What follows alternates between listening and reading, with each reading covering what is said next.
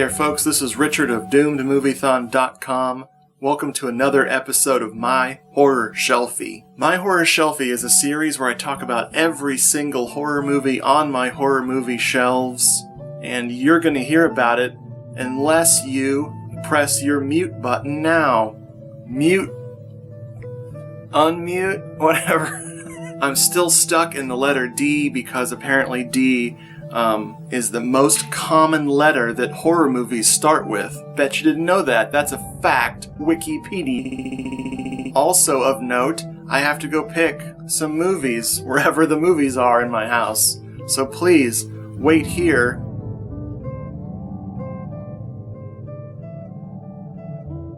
So I was just about to get to the D-O's, which spells doze off during my video, because I'm a sleepy voice hypnotist. And I noticed that I had some new acquisitions that happened to be in the letter D, so why not backtrack just a couple little bits and bring you even more movies that need to be talked.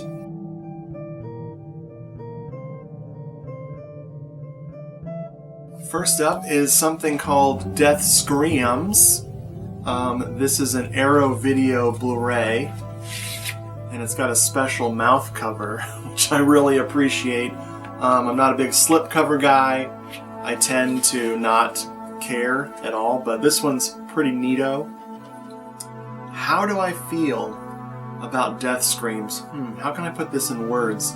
I reviewed this with words at EuroCultAV.com. So EuroCultAV.com. Go there and find my review of Death Screams. I will say here that this was one of my most anticipated unseen slashers. I gave up trying to watch the old VHS rip that was online. There was a couple of them, I think, and I just said, nah, forget it. And so I held out and I didn't watch it until this Blu-ray came out. So EuroCultAV.com. Go check out my review. I've got some other reviews there. It's a great site. Please click. The Devil's Wedding Night. This is some essential Joe D'Amato frickin' horror. Joe D'Amato lensed this one. He was the cinematographer. He did not direct this film. But it really looks like something that he filmed because he did. This has got Rosalba Neri in it, and good old Mr. Tooth himself, Mark Damon.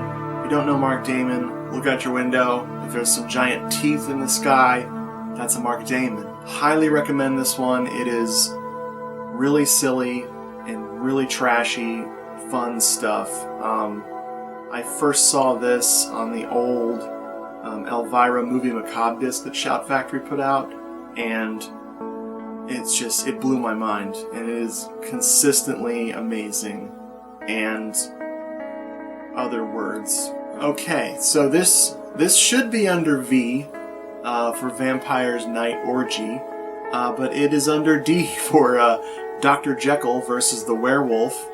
This is a Paul Naschy film, the Dr. Jekyll one, where he plays both Dr. Jekyll and the werewolf. You have to see this. It is utterly fantastic, moody and weird and crazy.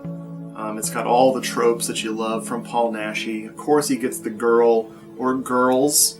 In some movies, he gets multiple girls in the story. It's so fun. He's really hamming it up as Dr. Jekyll.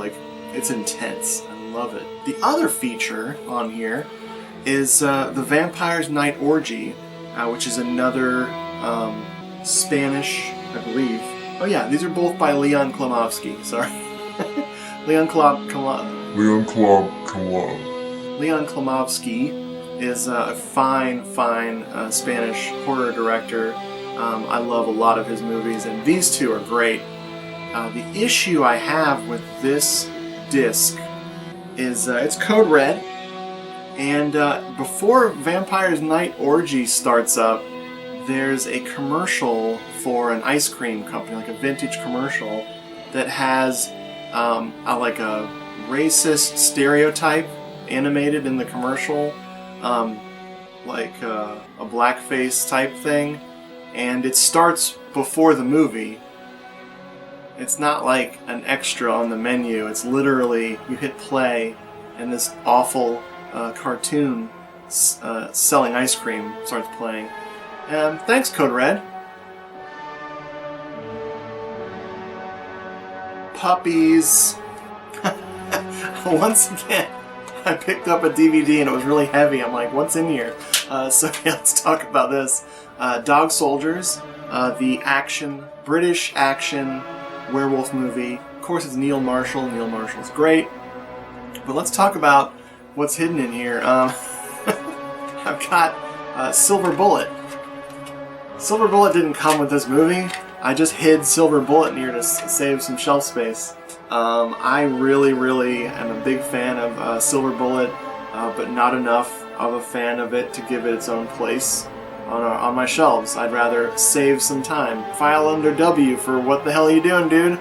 Speaking of people who don't know what the hell they're doing, don't go in the woods alone, or just don't go in the woods. This is one of those films that it exceeded the hype, and by hype I mean people talking about how batshit crazy this movie was, and them underselling how crazy this movie is. Stephen Thrower wrote a good piece about this one, I believe, in his Nightmare USA book. But this is just a fantastic slasher film. It's totally broken. I don't know what the hell they thought they were doing. But man, you gotta see this if you haven't. I promise you, it is crazy. Oh yes. Oh boy. This is exciting to me.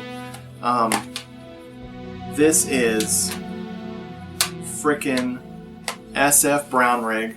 One of my favorite episodes of all time of Hello, This is the Doomed Show. My buddy Brad and I, we talked about all of SF Brownrigg's films. But we did talk about Poor White Trash 2, and we talked about Don't Look in the Basement, we talked about Don't Open the Door, and we talked about his other film that I'm very fond of called Keep My Grave Open, which, to my knowledge, has not had a proper release. It's had a sort of gray market DVD that's just obviously sourced from the old tape. I would love to see Keep My Grave Open restored someday. Don't Look in the Basement is one of those public domain box set classics that actually is really good. Just people shouting, people sweating. It's just a miracle. Don't Open the Door has similar energy. It's got some of the same cast too. SF Brownrigg kind of had some regulars that he liked to use, and Don't Open the Door it's like perverse and strange and sweaty and shouty, just like you like. Yeah, I've got a copy of Keep My Grave Open hidden in there, and a copy of Poor White Trash 2 hidden in there. So it's basically a box set. I could have done this as a box set special. Merry Christmas, everybody, but don't open till it.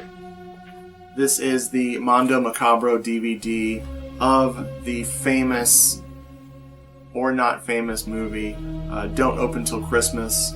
From the producers of Pieces, it says. Your friend and mine, Edmund Purdom, directed this, though I suspect he got pulled rather forcibly from the director's chair at some point because this had a troubled production, and he did not finish directing the entire film. And it feels like it. This is such an odd little Christmas slasher where, of course, Santa isn't killing people, someone's killing all the Santas, which, how can there be more than one Santa Claus? That doesn't make any sense. What does he say in The Crow? This is the really real world? But yeah, I highly recommend this one as well. I mean, this is like probably my second favorite, third favorite, almost my very favoritist Christmas slasher. I love it. We're not done with the D's at all, but I thought I'd talk about something fun that Brad sent me. My pal Brad, I guess he likes to clear out space in his home, and he sent me some of these Mill Creek Hammer films on Blu-ray. And hey, this one has Die Die My Darling, which is in the letter D genre, so there you go. There's a reason for me talking about it.